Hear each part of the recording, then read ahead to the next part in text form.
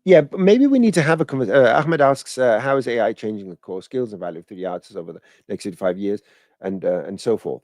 Um, I have some personal views on AI. My general advice is don't use it, but everyone's going to use it anyway, so I might as well kept it to myself. Everyone's going to be replaced, so don't worry. There's nothing special about no one out there. Yeah, and life keeps going on. One day maybe I'm going to sit down with someone and have a conversation, maybe on my YouTube channel and something like that. Okay, let's see. Hello, afternoon. Thanks a lot. Wow, thanks. I think that's for the buttons. Take down the banner, man. Okay, sorry, Hosorab. Sorry. Okay. Sharon, let's go. Hello from Switzerland. Yeah, wouldn't mind moving to Switzerland or something like that. Okay, let's get some questions from the spreadsheet. Let me go down my list now. Okay, this is a nice one. Is there a way? I'm just gonna show this. So someone asks, when you create any animation, you create a keyframe, and then you sort of move this, and you create another keyframe. By definition, keyframes are set to press H, H. Yeah, did I move it? Yeah, Y. I didn't move the Y. Fantastic. So by definition, we have ease in, ease out. So easy ease.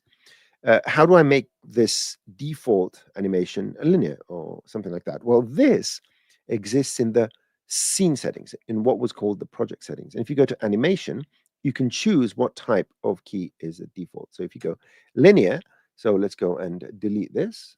So for this particular project, when I create a key, and then I'm going to go back here, move this and do another key. Now you will see that this now is linear. Didn't I move it down? I thought I moved it down. Yeah, I didn't move it again. Yeah, something wrong with my hands. Oh yeah, that's a scale. There you go. So it's linear. And that's all you have to do. Just go to your scene settings, go to the animation, and there are a few more things like the interpolation or quaternions and blah, blah, blah, all that. So that is answered as well.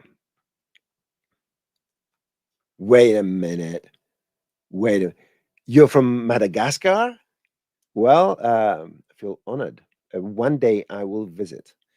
I will visit your beautiful island just to see the lemurs and the fabulous, unique on the planet nature.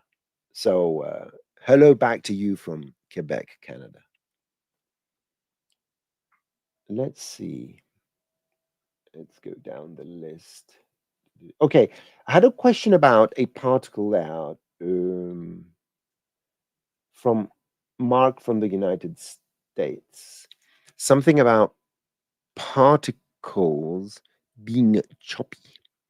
And I took the reference scene. I do not know what the choppiness means. This was a scene that was referenced, the emission speed based on vertex map. If you go here and you look at this file, so I don't know if it's a hardware problem or some sort of configuration problem. I do not see any choppiness. You may see choppiness now because of the stream, but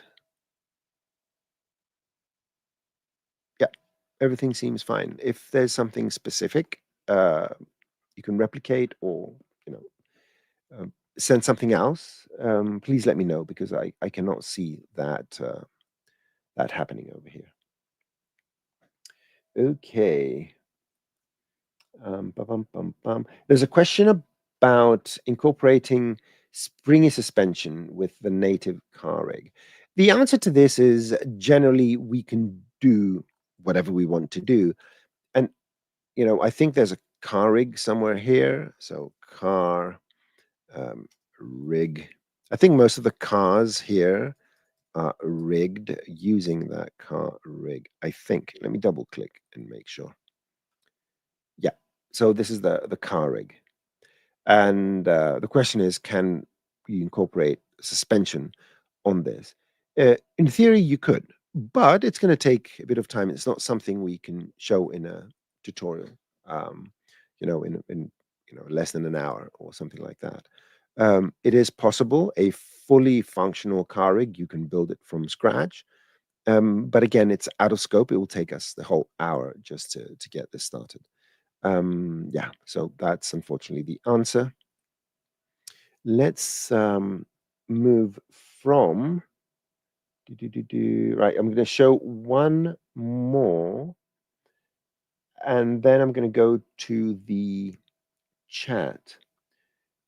So there was a question about a running person here, and let me quickly go to my folder here and find the file I was sent. That's there you go. So here's the file. And I think what the problem is here is, let me go to grow shading lines or just grow shading.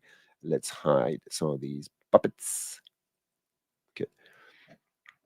And problem is that when there's a transition, so what has happened here is that we have these two motion tracks, motion clips. And the name James from the United States followed the tutorials we did, and I think it was the ones that Joe Herman presented and so forth, where we use uh, motion clips in order to create more complex animation. So we have here the jogging, and then it takes a step in order to jump.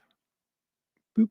And this is a technique that is used a lot in gaming and so forth, where you have your independent animations, and when some sort of trigger happens, when the player has to jump over something, it blends into another animation. Anyway, so this is the NLA, the non-linear animation system. What you will see here is when it's transitioning from one to the other, look at the slide. We have a slide here. We don't want that. And then we have, you see the leg. It just doesn't look good. If you play, boop, it does that little choppy thing. In this scene, the solution is fairly simple, because here, if you zoom in, you will see that we have no overlap. So it's going from one clip to the other. And where this one ends, it's not exactly the same as the beginning of this one. Now, the motion system allows us to drag this and overlap it. And it's going to create a transition. And you can see there's a blue line here. I had those buttons configured where I can zoom in, and I keep forgetting what they are because I don't use them very often. Anyway, you may be able to see here some blue line, ease in line. Maybe I can zoom in a bit more. You can see it a bit better. This is a transition, and it goes from one clip to the other. All you have to do is go here to the beginning where the transition starts and figure what will be the best placement for the leg so you don't get that sliding. Look at it, it's sliding slightly. So maybe I need to bring it a bit forwards. Nope. Maybe I need to send it a bit backwards. There you go. Something like this. And the other thing is maybe we need to change the speed. So there's a keyframe that controls the speed. I'm going to go all the way back. I'm going to get rid of every keyframe I'm going to find here that implies some sort of motion on the Z. No Z. Well, if I go here, I'm going to find any position Z's. Yeah, there's something over here. There you go. So let's go back to this, because I want to go locally. First of all, it's good to isolate different things. So here I'm isolating just the stepping. And as far as I'm concerned, this looks really nice. There's no jumping. There's a bit of a hesitation when it jumps from one to the other. But I think I'm good with that. Yep, I think I'm good with that. And now you can go and apply your motion to your puppet directly to this one over here. And just make sure that, you can arbitrarily begin, let's say which way it's going to move, Z. So do this. This person is moving at a relatively constant speed. So make sure that when you create your keyframes, they're going to be linear. So let's just move. So from here, oh, I put it on frame 90. Come back here, although it doesn't make a difference, but here, there you go. And let's go to frame 90 and move my character this way. Okay, and add a keyframe. Make sure you go here and you make it linear. So I'm pressing H to frame. I'm pressing Command A to select all the keyframes, and then I click here. So now you check and see the speed. Look at that, a lot of slippage. The character is going too slow. All right. So what do? We make him travel further. So we take this and we move it down and down, and then we test again. So, oh, yeah, he needs to go even further. A bit more. And a bit more. And a bit less. So let's go minus 100, 1100. Right, let's test this. Sliding, so he's going too fast. Minus 1000. A bit in between, so minus 1050. You're going to get it. Yeah, and a bit less. And anyway, this is how you go about doing this. So you get, first you make sure that the transition between the two poses is correct, and then you go and you tweak this. There you go. Whee! So not bad, I would say. Okie doke. Let's see. Where are we here? Ba-da-bum-bum. Let me see. Where did I leave?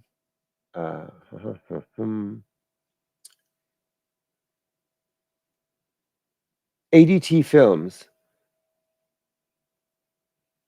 ADT Films? Checking out my email.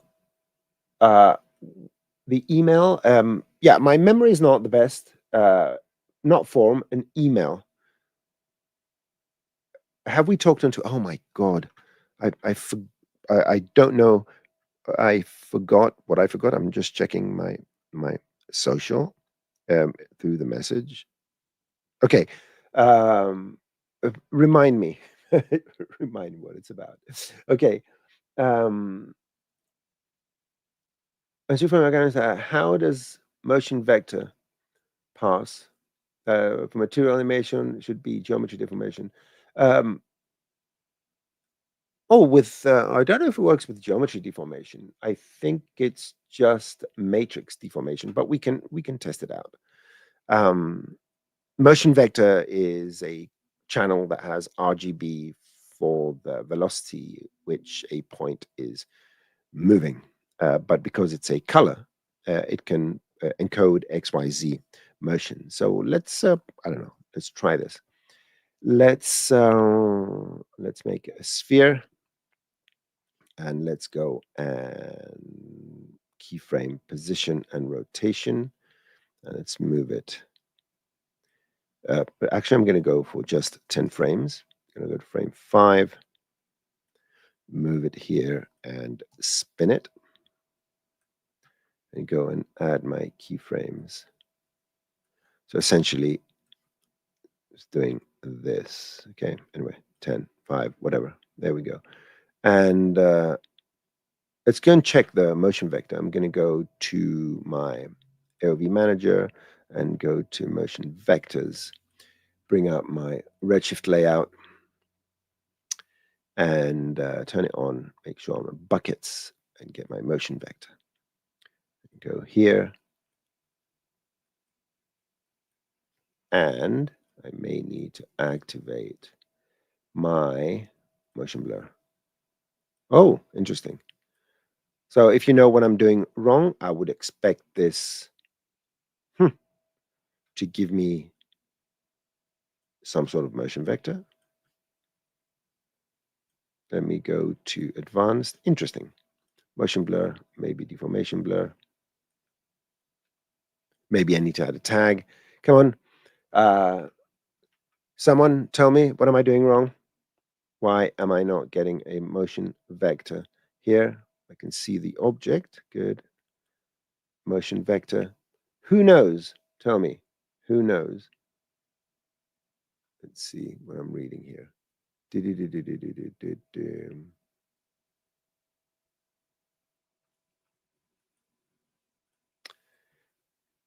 I do not know why it's not rendering. So I'm probably doing a mistake here because I would expect this to have a motion vector. So if anyone finds a solution, just post it. Doesn't work in the okay. So okay. So that will be the motion. All right. So it's red because it's moving towards the x axis. Thank you very much. So I need to press this button. So if I go here in the middle and increase the height, that means it's going to add some green to this.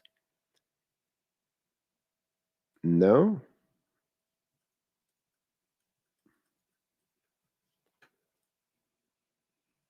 There we go. So, okay. Yeah, I don't get it. Just whatever. If anyone finds out a solution, I don't get it. I haven't used it, so I do not get it, and I'm not going to fuss too much about this. Sorry about that, but then it works for displacement. Let's see. You want the motion vector. Does it work for material animation or should be geometry? I do not know. I do not know. I cannot give you an answer right now. Sasha, hello. Okay, let's go here. If Sharon caches some particles, can I change the camera movement later? No, no. It's just the point. The particle cache is just a point cache, and it's just an object with points and data. So no, nothing else should affect it. Unless the camera, well, I mean, if they're cached, they're cached. You can get rid of all the modifiers and all that. But if you want to change something, you won't be able to replicate it. But no, it doesn't affect it. Okay.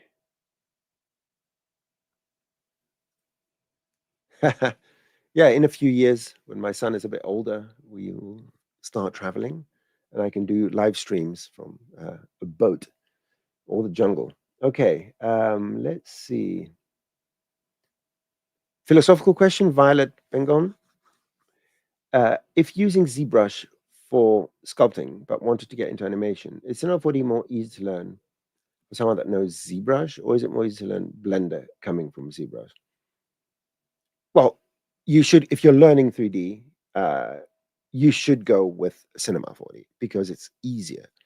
Not to say that other software are incapable of doing things, but if you want a low entry and the Go Z compatibility and all that kind of stuff, and of course, you're going to get my tutorials, right? Don't forget about that. That's very important. So, yeah, I would say Cinema 4D is the best solution because it's very easy to learn as compared to other industry software. Okay, let's see. Ba-ba-da-ba-ba-ba-bum.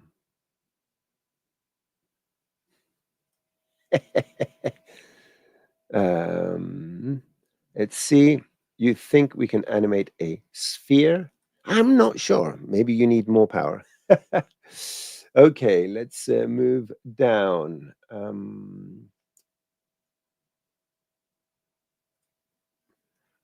Fluids. I have no idea what you're talking about. Right, let's see. Right, basic question. What would be the next way to project a video texture onto a cube? The best way, video texture onto a cube. Well, you don't, with materials, you project the materials, but it depends how you want to project it. You just apply the material. So this may be what you're missing here. If you load a texture, so bring a texture up. In the texture, when you load something, let me see if I have something I can load, some sort of image sequence. Give me a second. Let me think, where do I have a nice little image sequence, maybe a tutorial or something. Let me find, oh, I need to find something. Actually, you know something? I'm just going to load an image, right? So this is just an image of a dragonfly. Whenever you load an image, you can go to the animation tab here. So if this is a movie or an image sequence, you go to animation and you set the animation mode to be simple, for example, to go frame by frame. You detect frames. This one would have only one frame. You plug it in here, and then you apply it just like any material using one of your projections. And because you've activated the settings of a movie here, it will be a movie essentially. So that's how you're going to make a television. And you can project this using a flat projection, for example, and you can make this nice and little flat, and you're going to make it play. But basically, you just make a material and just activate from the animation tab here the frames. That's it. Okie doke. Let's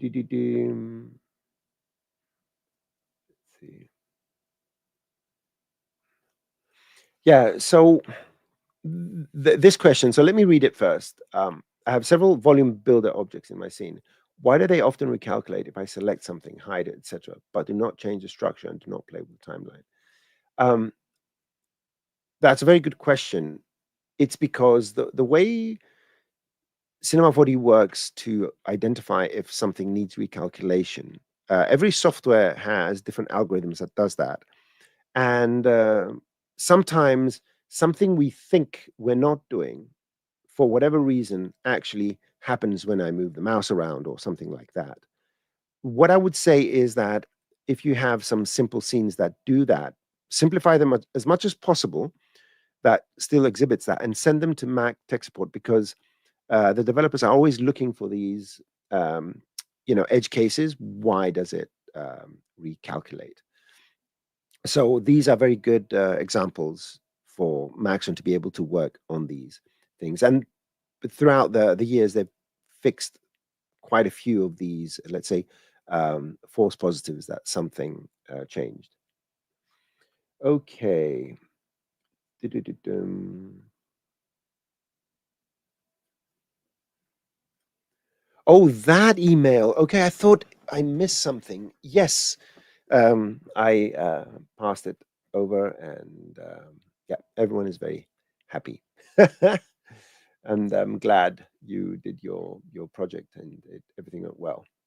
Mate, how are you? Is it possible to use the Pyro effect in Cinema 4D as a mask directly within the scene, or does it only work in post-production if I render the appropriate AOVs? It depends what you want to mask.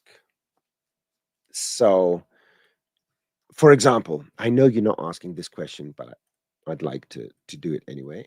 I'm going to make a cube and a small sphere. And I'm going to put the sphere underneath here. I'm going to add a Pyro emitter here. And I'm only going to use, let's take the density and turn everything else off. So this should just create a grid for the density. Now, what I'm going to do is I'm going to put this under a measure, volume measure. And I'm going to go to the settings and make sure in the simulation scene, I put simulate before generators just because I want it to execute at the right time. So let me turn off the fire, go to Pyro, go all the way down here and don't draw Pyro because I only want to see the mesh.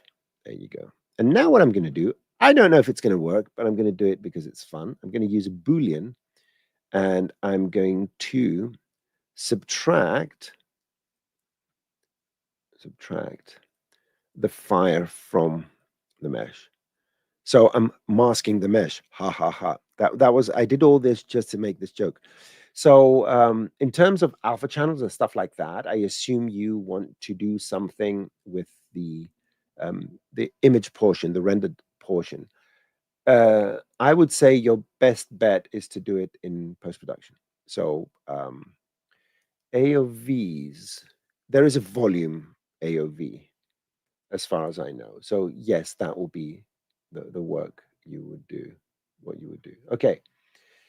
Oh,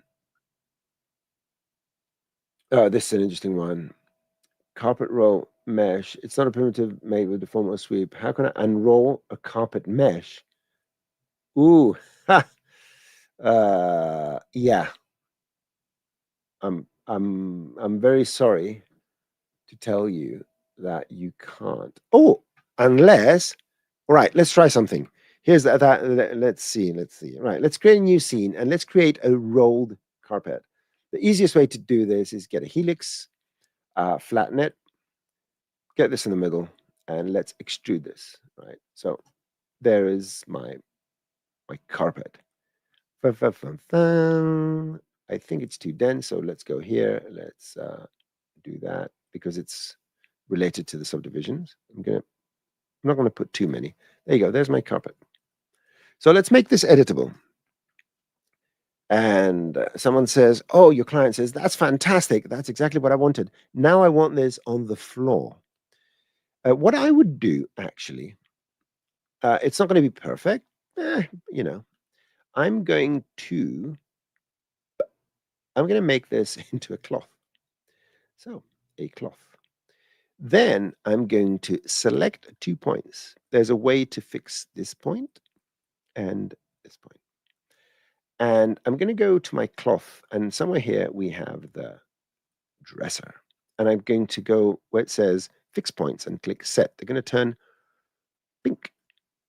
Okay, so if I press play, I'm going to increase my frame range. There we go.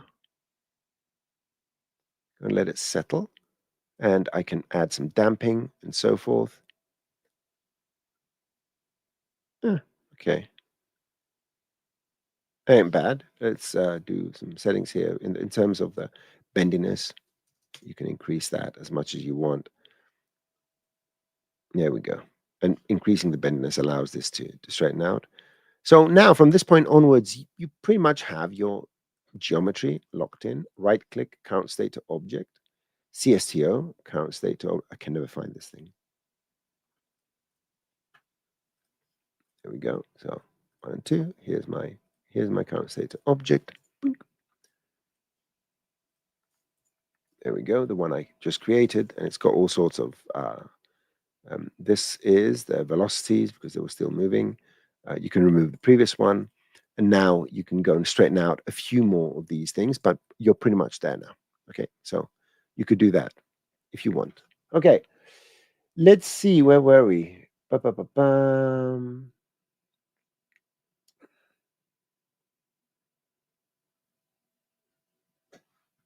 Let's see. Da-da-dum-dum. You're here to catch up anything I'm sharing. Okay. I hope you had fun wherever you went. And what else?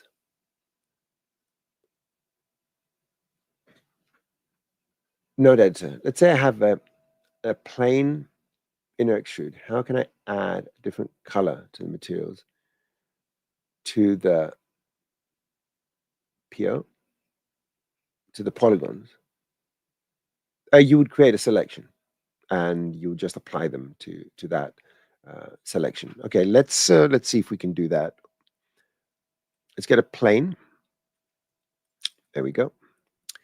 And the first thing I'm going to do when you're doing modeling and stuff like that, let's create 2 materials, and I'm just going to use standard materials. So 1, whatever, and 2. Okay, let's make this red. I'm fooling around, and let's make this green and put these 2. Okay, I'm going to create 2 selections, one for the one polygon, one for the other polygon. So the best way to do this, I mean, a modifier would work, or whatever we want. It doesn't really make a difference. You go to asset construction, modifier or nodes mesh. Let's go with a nodes mesh for this. Let's make it a child. Let's go to my nodes layout, and let's select the nodes mesh and right click and say add child. So now we have the geometry of this. And I'm going to do a select. So what am I doing here? I'm selecting all polygons, right? All polygons. And now I have this active selection with all the polygons. And what I'm going to do after this is I'm going to do an inset. There's my inset. And I'm going to go here and you will see that we get that inset. Let's go and make it a bit bigger. So what happens here is that what was all polygons in the beginning, all these polygons have, let's say, shrunk.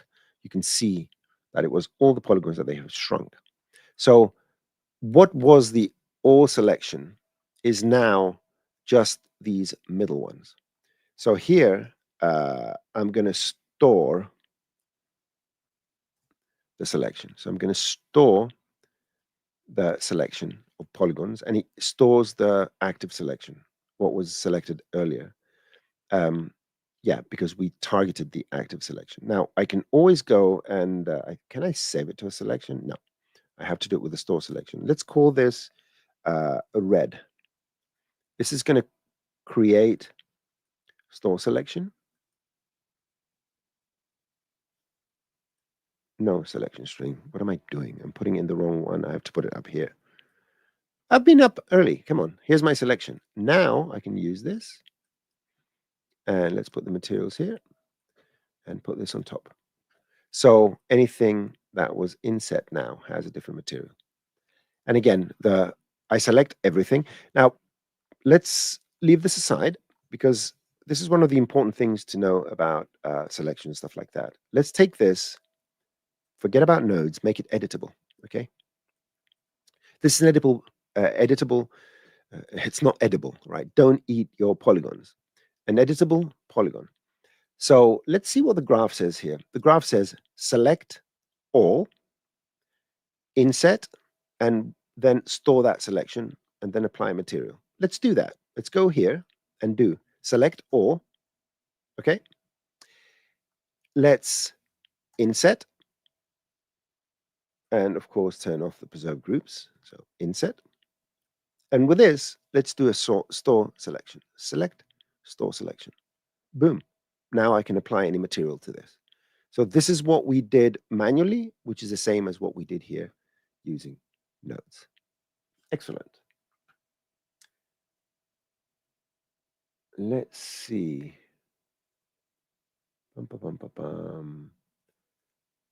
Sharon, if I have a timeline that is 900 frames, but my particles don't start emitting until frame 500, can I set the caching to start for frame 500? No, Alembic is quite good at this. It will not bloat your file as far as I know.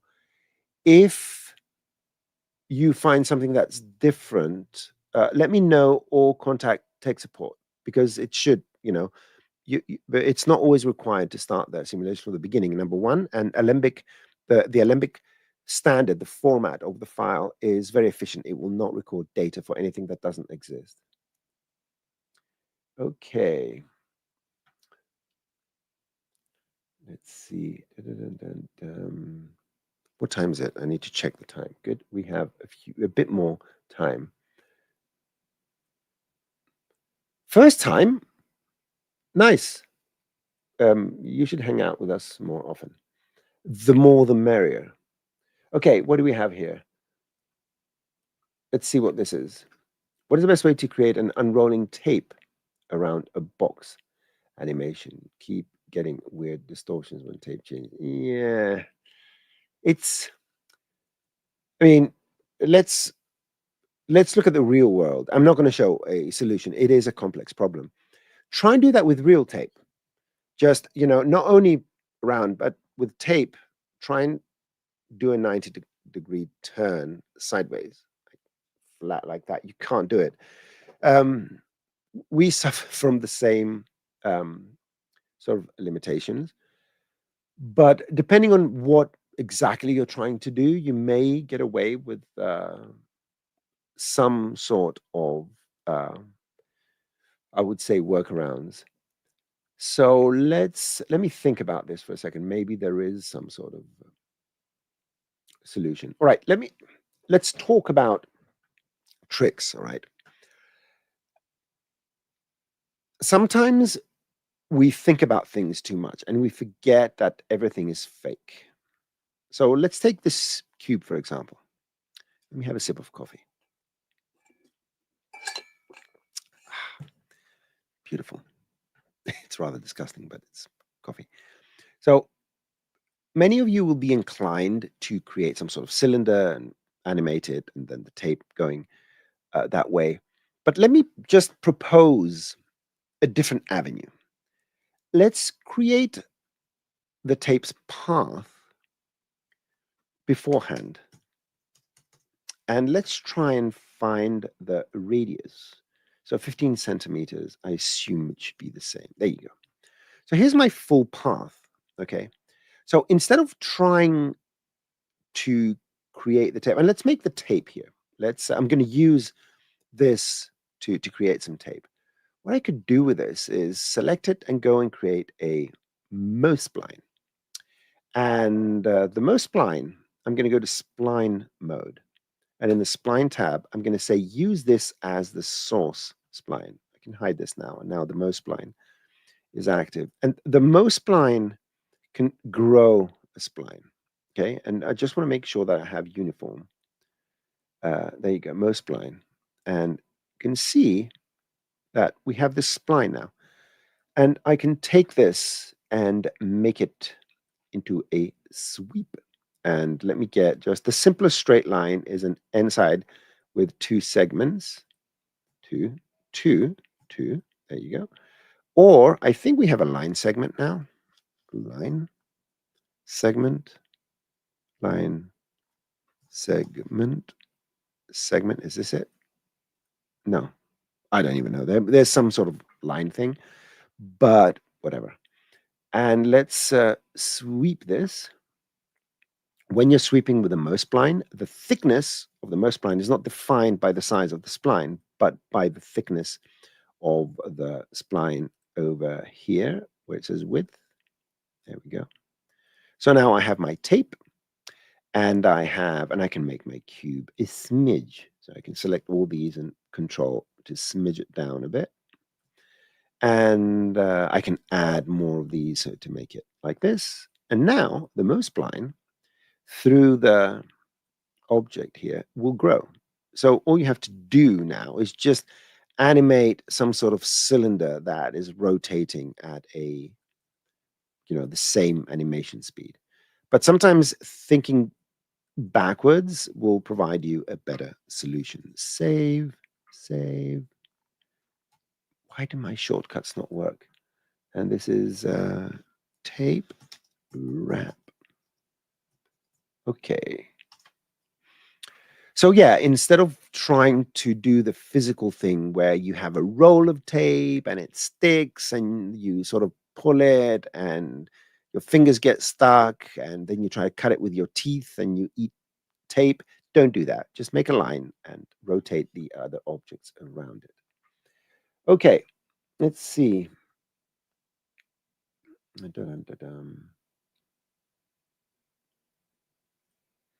Yeah, when you use too many bend deformers, the deformers range is infinite unless you mask it with a field. So it won't help you do that in the best possible way. Okay. Let's see. What else? I'm just reading through because not everyone is putting question in front of the question. So I have to read every single one of them. Yeah, the line segment. It's called a line segment. Yeah, let's find it. 1 second. We have a line. Yeah, there was a line segment, which is straight line. There you go. It's just called line. And it was nodal capsule. And if you want to find out how things are made, you can always right click on certain things. And maybe here there's an edit asset as group, and you'll find how this was made. Now, most of these are for interface reasons, or it has more than one function, this thing. So it has basic and ends and direction and step and all that, start, center, end. And most of these things are blocked out. Anyway, yep. So we do have a line. Thank you very much. Okay. Let's see.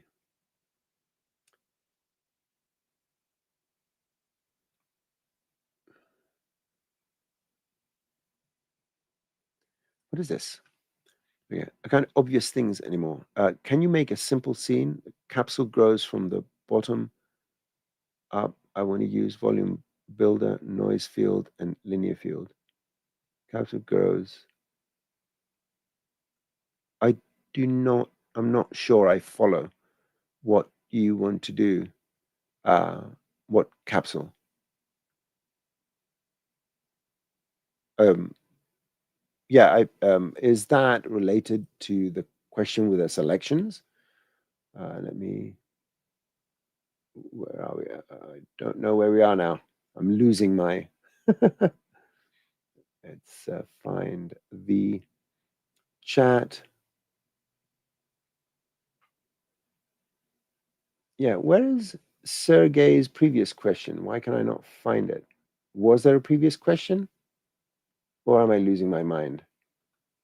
Which is not unlikely. There we go. Oh, um, oh, you're talking about the volume objects. Okay, sorry about that. I do not recall that kind of information. Um, it's not a simple thing. Oops, it's not a simple thing to put this together. The best thing is if you go to the form and ask the question and put a link, a Dropbox or something like that, so I can take a look. But everyone that's sending any files, just make sure they're as simple as they require to be. So if it's showing volumes, don't put any materials. If it's showing, a MoGraph setup and it's a problem with, I don't know, the fields, don't add renderers and colors. I receive all sorts of files that have third-party renderers and plugins and so forth. The smallest number of objects in the scene that make the problem appear. Everything else needs to be thrown away, and that helps me focus. It takes me a lot of time to do these things here. So let's see. Where are we? Here. Rocket Labs tools were only available over the search function and didn't show up at modifiers. I'm not sure where they are. I always search using Rocket Lasso, so I'm not absolutely sure.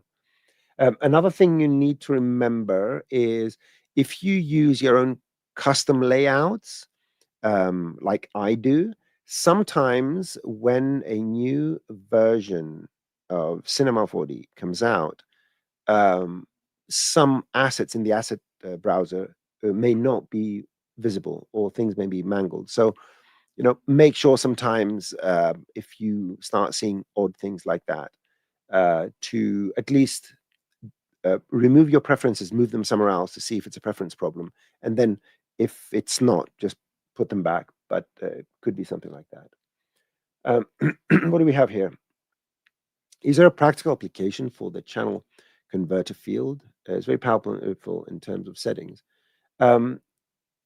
Yes. Let me think off the top of my head something you can do with a channel convert. The whole idea, in case I can't think of something really particular. Let's try. Oh, I said particular. Let's try something with particles. So let me close a few of these files here.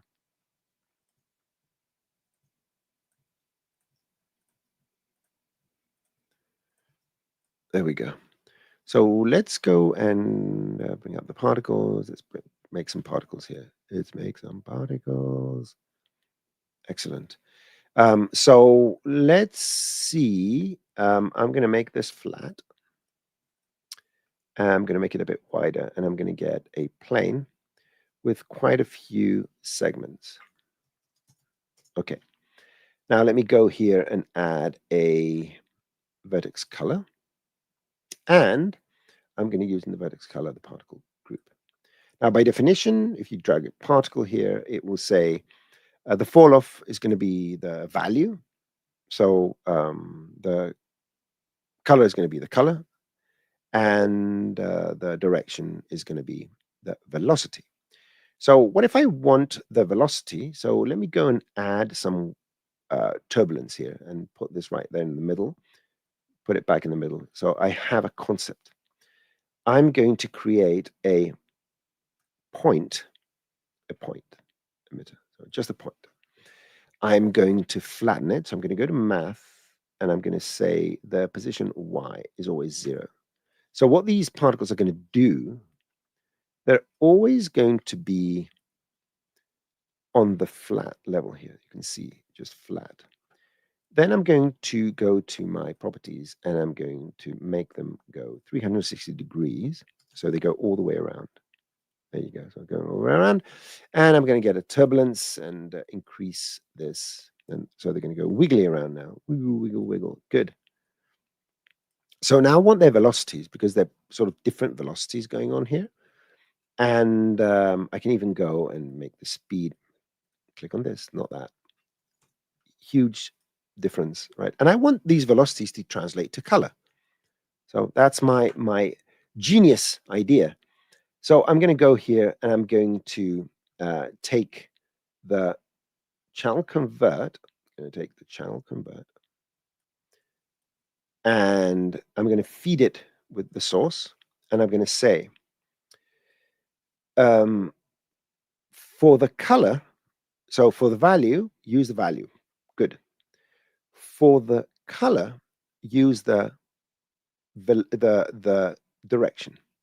So for color, use the direction. So now what we're getting is for colorizing the vertices, we are getting the direction the particles are moving. So they're essentially their velocity. And if I think if I put a look, just to make them look forwards, and put this here as well, see if that's going to change something. And just for fun, I don't have to do this, but I'm going to do it anyway. I can put a delay. And no, a decay. Decay. And is it maximum or is it minimum? Decay in color. Why am I getting all this wrong? Decay. I want this. No, I want it to delay. I do not know what I'm talking about. It's that moment where my brain is starting to fade away. Why am I not getting a delay? What am I doing wrong? What am I doing wrong? What am I doing wrong? I want this to delay. Huh. Am I? Yeah, but I could be doing something wrong again. So, but anyway, let's stick to the question and stop the smart alecky stuff I'm doing. Basically here, the whole idea is that I can change the color using the velocity of the particles. That will be an example of that. Okay, a few more questions. Let's see, where are we? Oh yeah, okay. All right, is everyone ready for this? Is everyone ready for this? This is the most common question I've been getting since the introduction of 2025.2. And I kind of take blame for this partially, so forgive me. And I'm going to get some gum. Here's what happens. In a new scene, you create a basic emitter. And by definition, the speed is folded down. And what we were used to in 2025.1 was we would go here and put a 0 to stop the particles from moving. But if I press play, they're moving. The reason is that default now value has a speed variance. Why this happened was a bit of miscalculation.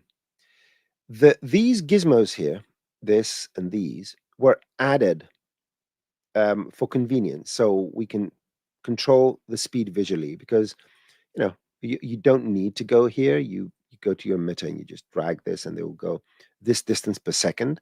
And this here is the secondary one, is the speed variance.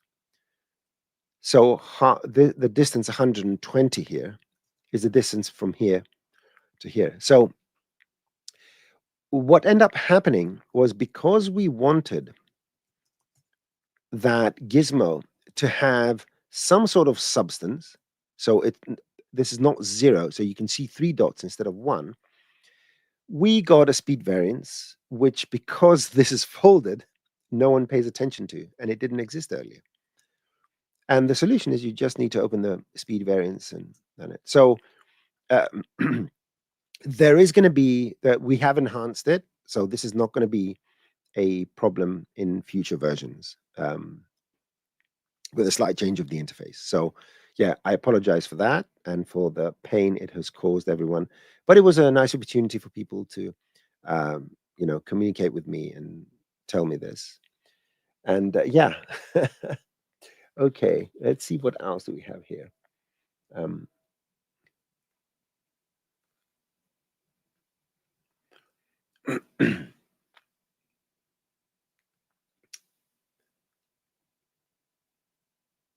Let's see. Yeah, you would have to provide me with some sort of scene. It's not. This will be quite time consuming to figure out what I did, how we could possibly do that. But yeah, go through the form, send a file, and I'll take a look at this. Okay. Yeah, the default variation. Yep. Some people realized it. Yep. Excellent. Anything else? I apologize. I apologize. Yes. You can, I think what you can do, right? Here's a nice little trick, right? I think this is going to work. If anyone is so annoyed by this and wants to save themselves a few clicks, you create your basic emitter, you go to your properties, you set this to 0, and you go and you save this as the default preset. Or you go here and you save the preset. But default preset would do it for you, where it will save that value, and from then onwards you create the new, and it will have variance of 0. That will be another thing. Okay. Let's see. I'm going to go down the spreadsheet. A few more minutes. Let's see where we are here. Let's go further down. Okay, there's one that's asking how you can rig something with physics keychain and pin and other objects and so forth. For chains and stuff like that, I don't know exactly if that is the requirement, but let's go and make the quickest, the fastest chain on the planet. So here's a ring. Let's create a cloner. Let's make the cloner linear. Let's make them move towards the z-axis by half, approximately their radius. So it's 100 and something. So I'm going to make this actually the radius. Let's make a bunch of these.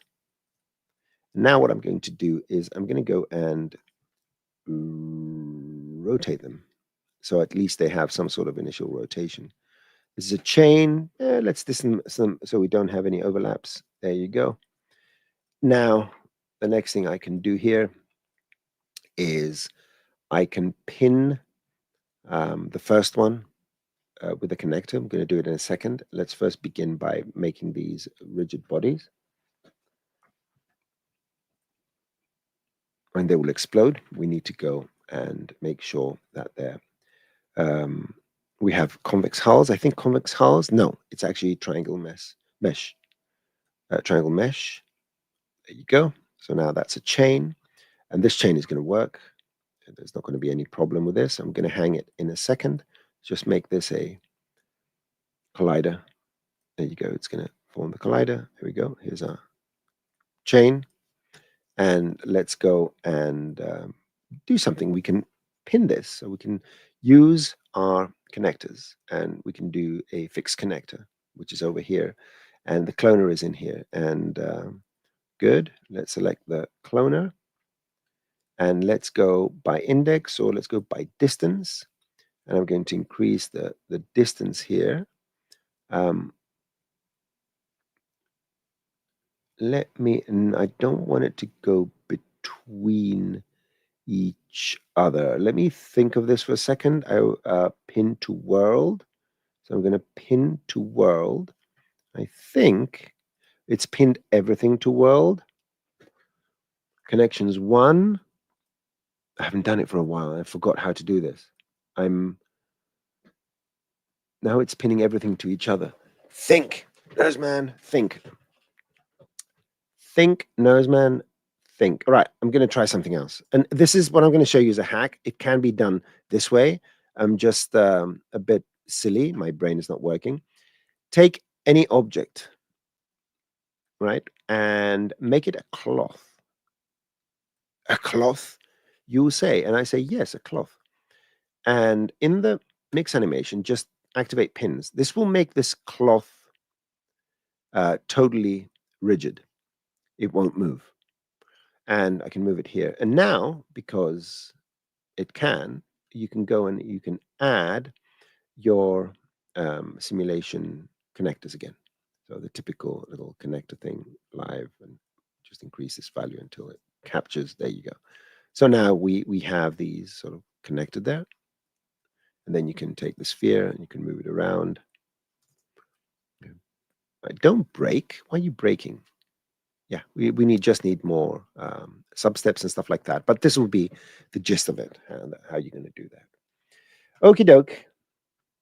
Let's see what do we have here. Bum, bum, bum. What is this question? Dean, how can you add a tool to a menu item like the spline section in the interface? The splines. These ones here, I would assume.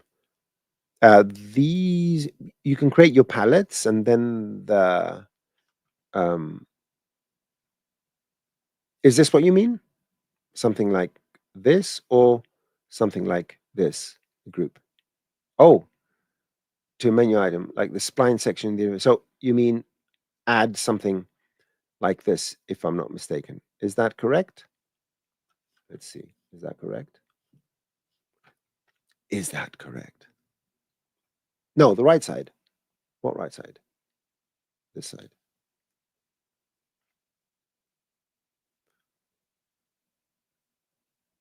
Oh, maybe that was a previous question, a previous answer, because don't forget, I'm about 10 to 20 seconds delayed from when I talk to when you receive the message. Yes, add a tool to the right. Where you are now. Okay. Yes. Let me remember how I'm going to do that with a palette. So, of course, Command Manager and Edit Palettes. Oh, I double-clicked. Never double-click when you're in Edit Palettes. It's going to remove things. Let me think. Let me think. How do I make a group? Right-click and unfold palette. Let me see if this is it. Let's go and add not a line, another circle.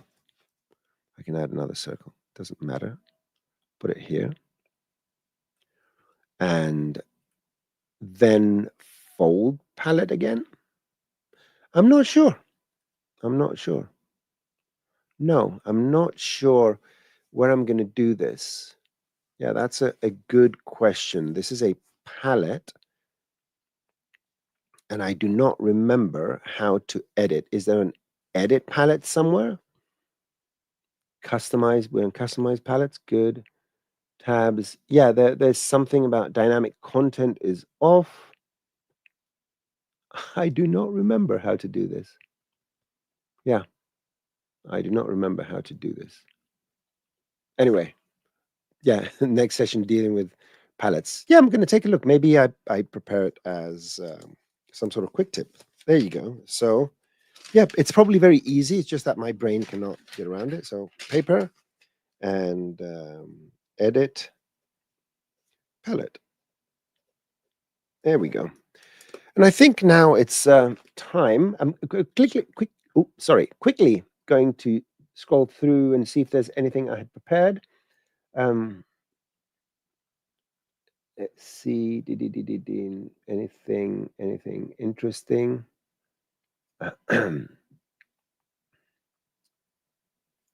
1 second. No, I'm going to leave the rest for another session. I'm going to leave the rest for another session. So I'm going to just change the color of something because I need to know where I stopped last time. Excellent. Creating a new palette. So creating a new palette is not so much of a problem. The editing part, I'm not sure. You can create a new palette. So it will create this thing over here. Just like the one I create for my own particle layouts.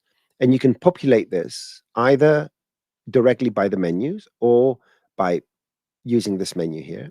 So with the edit, so let's quickly do that. Let's say I want to do something with the particles, okay? And you can edit palettes and then start dragging things in here and populating it. And this, what I'm doing now is not destroying the menu on the left. I'm just creating a new one. And then you can go here and right click and say, well, change orientation. Maybe I want to add names. Maybe I just want to leave these here. So this is a palette, and I'm right clicking here. It doesn't do anything. You have to be very close to these. You can add icon separators to make it a bit more, fancy. And right click and save this palette. You can save this palette. You can fold it. If you fold it, it's going to use the first menu. And then I can go and add this over here. And now that is an active folding palette that has all these things. So I guess you rip it out, you edit it, you put it back in your interface. And yeah, that's what you would do. You put it back in your interface and you replace this one. Maybe. Okay. Yeah.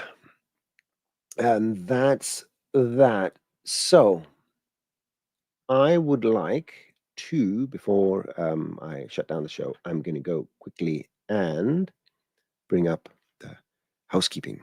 And this is the link that will take you, pasting it good.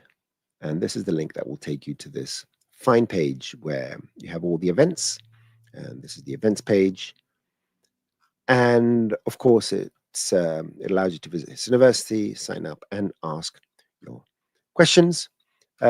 Don't forget that all these videos are hosted with timestamps, which are meticulously created by a very good friend and mentor, Dr. Sassy, and he takes care of us.